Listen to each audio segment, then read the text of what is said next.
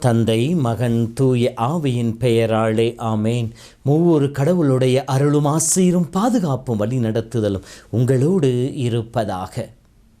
இயேசுவின் அன்பு சொந்தங்களே, புனித வாரத்திற்குள், பாடுகளின் வாரத்திற்குள் நாம் அடியெடுத்து வைத்து பயணிக்கின்றோம். இந்த வார நாட்களுக்கு ஏற்றாற் போல நாம் ஒவ்வொருவரும் புனிதர்களாய் மாறி நம் பாவத்திற்கு மடிந்து இயேசுவோடு இணைந்து உயிர்ப்பின் மக்களாய் வாழ தூண்டுகின்ற காலமாய் இந்த காலம் நமக்கு அழைப்பை விடுக்கின்றது.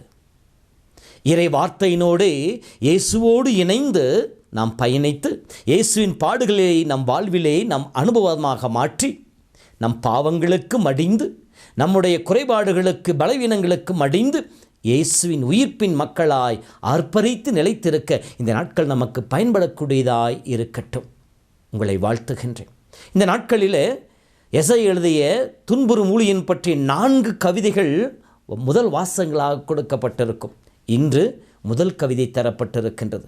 இதிலே இறைவனால் தேர்ந்தெடுக்கப்பட்ட ஊழியன் யார், அவருக்கு கடவுள் கொடுக்கின்ற ஆசீர்வாதம் என்ன, அவரிடம் எதிர்பார்க்கின்ற பணிகள் என்ன என்பது பற்றி சொல்லப்பட்டிருக்கின்றது. உலக பிரகாரம் பார்க்கின்ற பொழுது ஊழியன் என்பவன் தனக்கு மேல் இருக்கின்ற தலைவன், அதிகாரி தனக்கு கொடுக்கின்ற கடமையை, பணியை தக்க முறையிலே செய்து தன் தலைவன் எதிர்பார்க்கும் விதத்தில் அதை செய்து முடித்து அவனுக்கு மகிழ்ச்சியையும் தனக்கு தேவையான சன்மானத்தையும் பெற்றுக்கொள்வதாக அமைந்திருக்கின்றது. பழைய ஏற்பாட்டிலே பார்க்கின்ற பொழுது ஊழியன் என்பவர் யார்? கடவுளால் தேர்ந்தெடுக்கப்பட்ட மனிதர்கள், கடவுளுடைய பணியை செய்து கொண்டிருப்பவர்கள் ஊழியர்களாக தன்னை சித்தரித்து கொண்டார்கள்.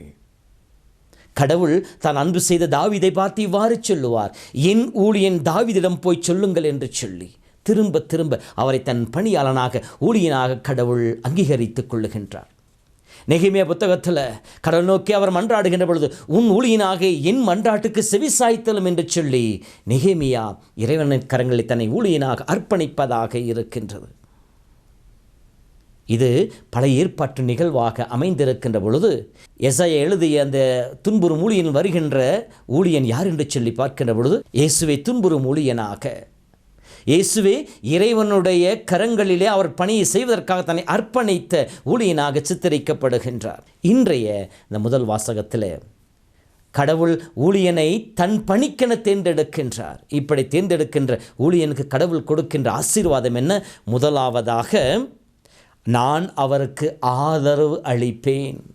நான் உன்னை விட்டு விலகுவதும் உன்னை கைவிடுவதும் இல்லை, உன்னை என் உள்ளம் கையிலே பொறித்து வைத்திருக்க சொன்ன கடவுள், நீ நீர்நிலைகளை கடந்து போகின்ற பொழுதும் தீச்சொலைகளை கடந்து போகின்ற பொழுதும் சுற்றரிக்கப்படுவதில்லை, மூழ்கடிக்கப்படுவதில்லை, நான் உண்மையில் அன்பு கொண்டேன் என்று சொல்லி ஆதரவு தருகின்ற தேவனாய் இருக்கின்றார்.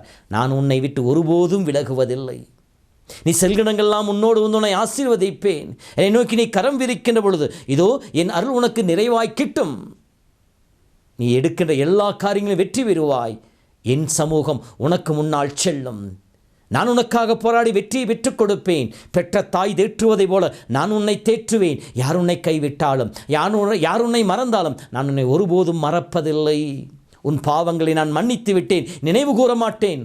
ஆதரவு தருகின்ற தேவனாக இருக்கின்றார், ஆறுதல் தருகின்ற தேவனாய் இருக்கின்றார். அதான் முதல் ஆசீர்வாதமாக கடவுள் கொடுப்பது. இரண்டாவதாக, அவர் செய்கின்ற ஒவ்வொரு செயலிலும் மகிழ்ச்சி காண்பவராக இருக்கின்றார். தன் ஊழியன் தன் பணியை செய்து கொண்டிருக்கின்ற பொழுது அவருடைய பணியிலே அவர் செய்கின்ற காரியங்களிலே நிறைவை காண்பவராக இருக்கின்றார். அந்த ஆசிரை கொடுக்கின்றார், உள்ளம் பூரிப்படைபவராக இருக்கின்றார். மூன்றாவதாக, அவருடைய ஆவி தங்கும்படி செய்கின்றார். என் ஆவி முழுமையாய் அவர்கள் தங்கும் என்று சொல்கின்றார். சாமுவேலை தூய ஆவியால் அபிஷேகம் செய்தவர், தாவீதை அருள்பொழிவு செய்கின்ற பொழுது தன் கொடைகளை முழுமையாக நிறைத்தவர், தன் ஆவியால் அவளை புது மனிதனாக மாற்றியவர். எசாயா 11 படுவதை போல தூய ஆவியின் கொடைகளால் கனிகளால் நிரப்பி அவர்களை தனக்கு ஏற்ற வழிமரபினாக மாற்றிய கடவுள் தன் ஆவியை நிரம்ப தங்கச் செய்பவராக இருக்கின்றார். இப்படி ஆவியை பொழிகின்ற கடவுள் அவரை வழி நடத்துபவராக இருக்கின்றார். எதற்காக? நீதி வழங்க, துன்பத்தில் துயர்த்திருப்பவர் மக்களுக்கு விடுதலை கொடுக்க, இறைவனுடைய உடன்படிக்கையாக செயல்பட, மக்களுக்கும் கடவுளுக்கும் இடையே ஒரு உடன்படிக்கையின் பாத்திரமாய் நிலைத்திருக்க, உறவினை ஏற்படுத்த, பிளவுகளை குறைத்து மக்களை தந்தையின் அருகிலே கொண்டு வந்து சேர்க்கின்ற அந்த ஒப்பற்ற பணியை செய்வதற்காக அவர் அழைக்கப்பட்டிருக்கின்றார். இயேசு வாழ்வதற்கு 800 ஆண்டுகளுக்கு முன்னால் எழுதப்பட்ட இந்த துன்புறும் ஊழியன் பெற்ற கவிதைகள் இயேசுவுக்கு மிகவும் பொருத்தமாய் அமைந்திருக்கின்றன. அவருடைய திருமுழுக்கின் பொழுதோ, உருமாற்றத்தின் பொழுதோ, அல்லது அவர் கலக்கமுற்றிருக்கின்ற பொழுதோ, கெத்செமனில் வேதனை அனுபவிக்கின்ற பொழுதோ, கடவுள் தன் குரல் ஒளியின் வழியாக அவரை தேற்றுகின்றார், உடனிருப்பை வெளிப்படுத்துகின்றார், அவர் செய்கின்ற காரியங்களில் பூரிப்படைகின்றார். இதோ என் அன்பார்ந்த மகன், இவரில் நான் பெருமகிழ்ச்சி அடைகின் பூரிப்படைகின்ற சொல்லி தன் குரலை வெளிப்படுத்தி காட்டுவதாக இருக்கின்றது. மேலும் தன் ஆவியை முழுமையாக அவரிலே ஒழுகின்றார். அவர் இயேசு பிறக்கின்ற பொழுது ஆவின் வல்லமையால் கருகொள்கின்றார், ஆவியால் வழிநடத்தப்படுகின்றார்.